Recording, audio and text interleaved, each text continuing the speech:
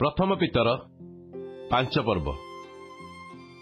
अतएव जड़े सहप्राचीन पुणी ख्रीष्ट दुख भोगर साक्षी एवं आगामी गौरवर अंशाधिकारी जे मु तुम मान मध्य प्राचीन मानक अनुरोध करुअछि, तुम मान तत्वावधान ईश्वर पलकू प्रतिपालन कर, बाध्य होई नुहे मात्र ईश्वर इच्छा अनुजाई स्वच्छंद मनरे कुत्सित लाभ निमंते नुहे किंतु आग्रह सहकारे ता कर।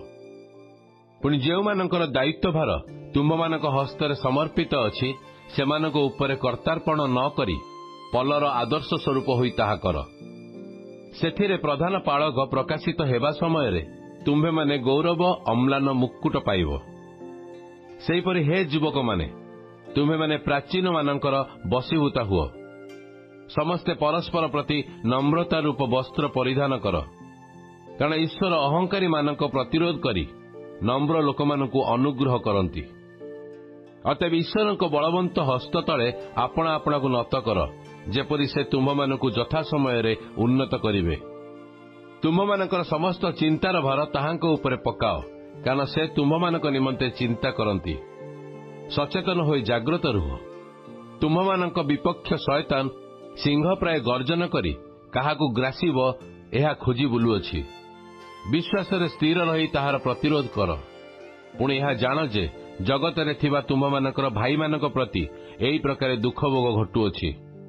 समस्त अनुग्रहर आकर जे ईश्वर आपण अनंत गौरवर सहभागी हेबा निमंते ख्रीष्ट जीशुंक द्वारा तुम मानक आह्वान करियछंती, से तुम मानक क्षणिक दुख भोग उतारे तुम मानक सिद्ध सुस्थिर सबल और संस्थापित करिवे।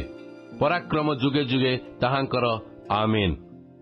ईश्वर सत्य अनुग्रह जे एई प्रकार ए विषय साक्ष्य देई तुम मानक उत्साह देवा निमंते सिल्वानक द्वारा मु संक्षेप पत्र लिखिली। मो बोधरे से जड़े विश्वस्त भ्राता। तुमे माने एई अनुग्रह रे सुस्थिर होई थाओ। तुम मानक सहित मनोनीत बाबिलोनस्थ मंडली और मोर पुत्र मार्क तुम मानक नमस्कार जनाउअछंती। प्रेम चुंबन देई परस्पर को नमस्कार कर। ख्रीष्टंक ठारे थिबा तुम मानक प्रति शांति हेउ।